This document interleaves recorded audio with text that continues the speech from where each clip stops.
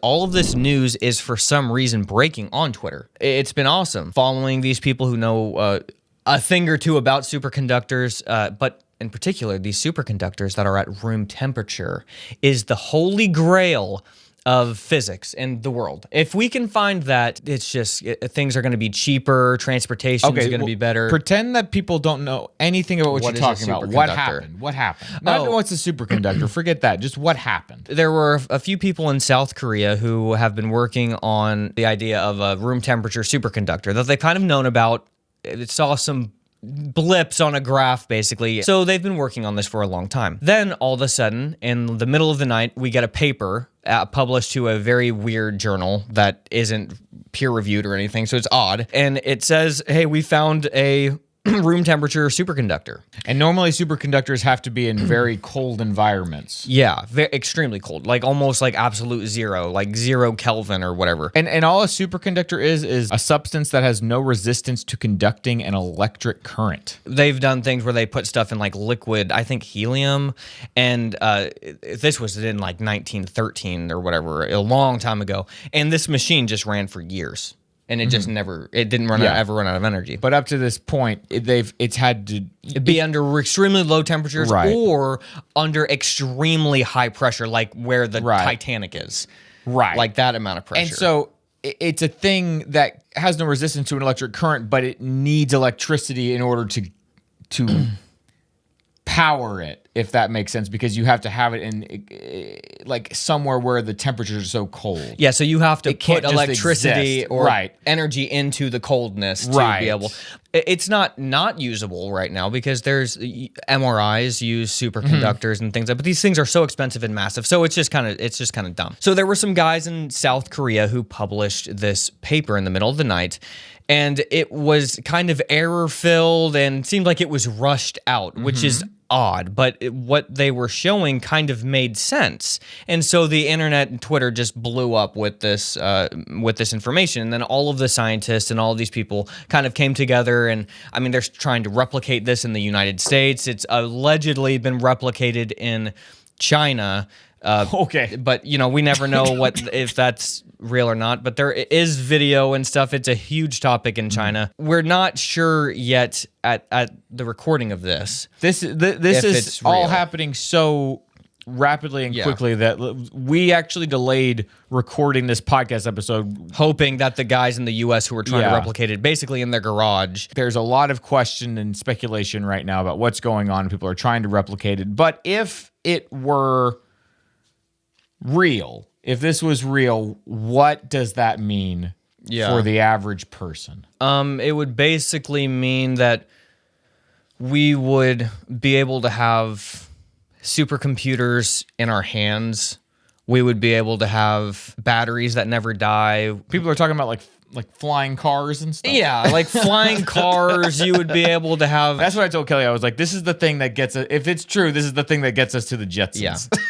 It gets us to there would be not much of a need to drill oil and gas. It would all change to this. And it would eventually lead to fusion, to be able to do fusion power, which is how stars are powered, which is like the holy grail of energy, because you can just make it out of hydrogen. I think water. Could it be used for weapons, Jordan?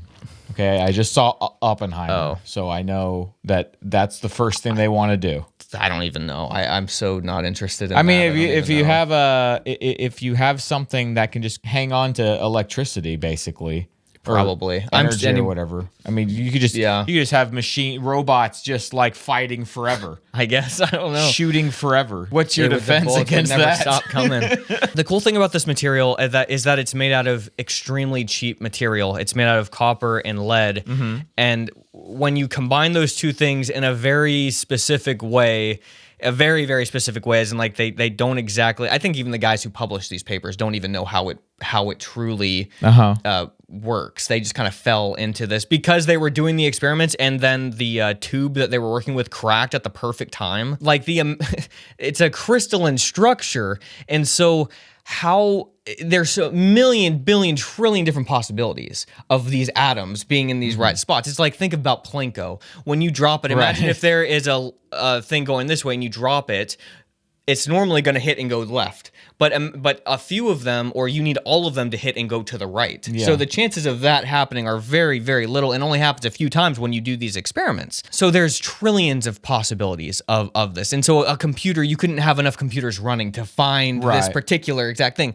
So when they were doing the experiments, the tube would crack at this perfect time to make this superconductor, which is just like a freakish miracle that this happened, because it went from having a trillion options to all of a sudden having like a solar system of options, because they noticed, okay, this is kind of a superconductor, like this is kind of working.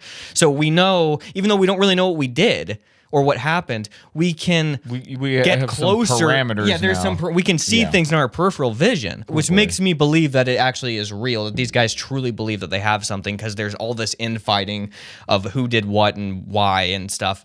So it's very interesting for that reason. They ran computer models on this particular crystal structure that they kind of got honed into by that tube breaking at the perfect time, and they realize, oh, now using the computer model, we actually can decipher. It looks like there could be a possible room temperature superconductor within those crystalline structure. It's complicated to explain. I feel like you did about as good a job as could be done at this current moment. With everything.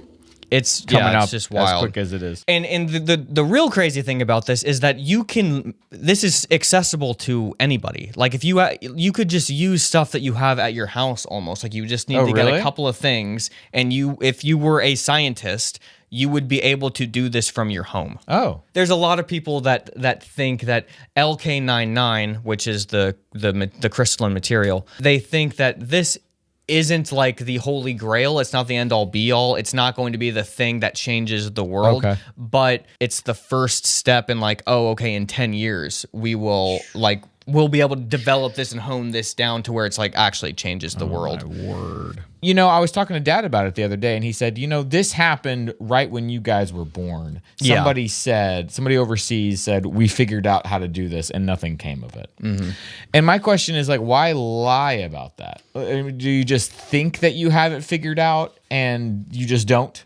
And you get ahead of your skis a little bit? The reason I believe that these guys actually believe what they're doing is that because all the infighting that's happening. And they put it out in a way literally saying, you can test this now. Like you can test this tomorrow and have an answer in 3 days. Is it still true? I know that you had told me at some point that part of the infighting was that the two guys, when they realized they had something, decided, we don't need the guy that's giving us the funding. We can just figure it out ourselves. And so then that guy, the one that they kind of kicked out, was the one who like put the error-ridden thing together to be like, I want to be a part of it. I got to put something out there. So these guys could have just kept working on it forever. Yeah. And this guy who they kind of maybe painted as like the bad guy could have actually maybe been the good guy. Yeah, it's that aspect of the story is really tipping to the other direction now. When the story first broke, the guy who leaked the information, his name is Quan, he was looked at as the villain, like, oh, he's just trying to get credit even though he didn't do anything. Because there were 3 names on the paper that he released, and there's only 3 people who, and you're just putting this together, but there's only 3 people that can share a Nobel Prize. Oh. And there were 6 people that were published on the paper that they put out the next day after Quan put out his paper. Then he was like, no, forget that. The other guys, the 2 other guys were like, forget that. It was 6 of us who worked on this.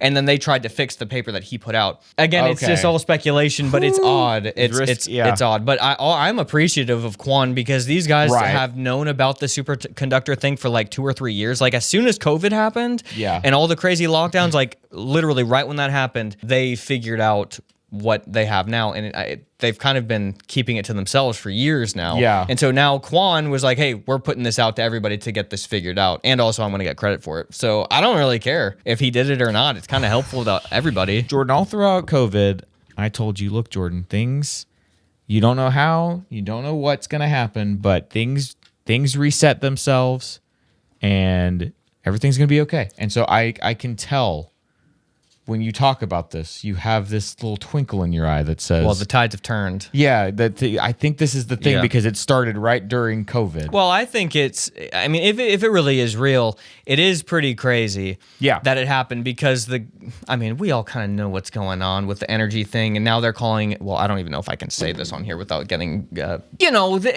at some point, we're in the conspiracy theory section at this point. No, we still have to talk about the UFOs. Okay, well, the conspiracy is that everyone's scared about I don't think that's a conspiracy to say. So you're talking about climate change. Yeah, that's a mechanism of control that they use. Yes, and now at this point, now that we see what they did with COVID and shutting everything down and controlling everything, right.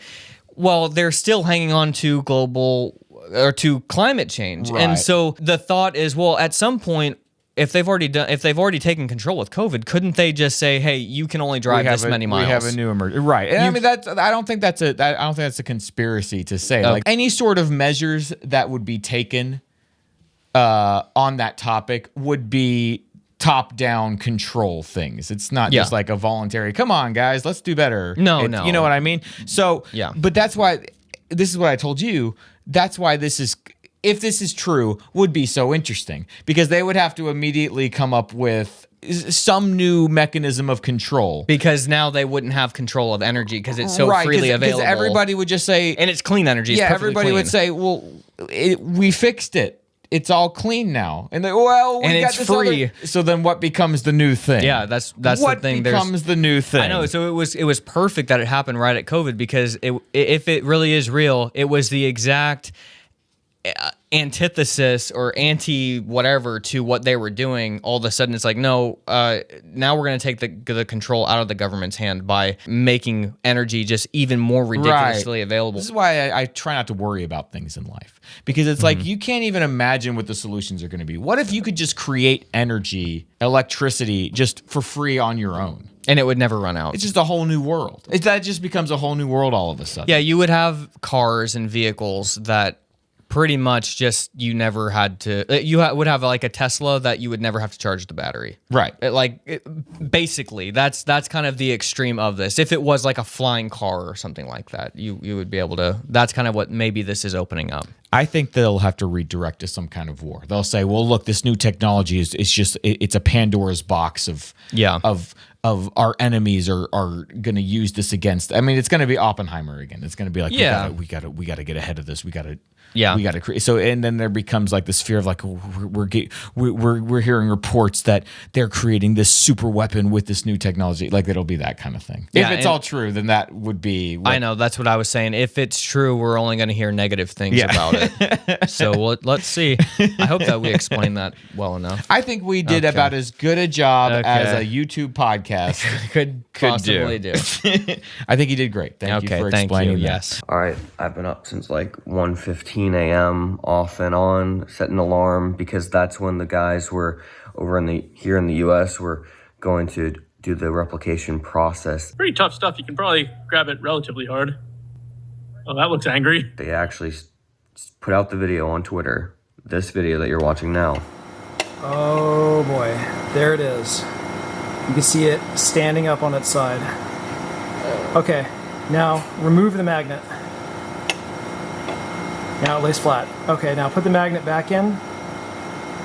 See it orientate 90 degrees to the field. Okay. They replicated LK-99.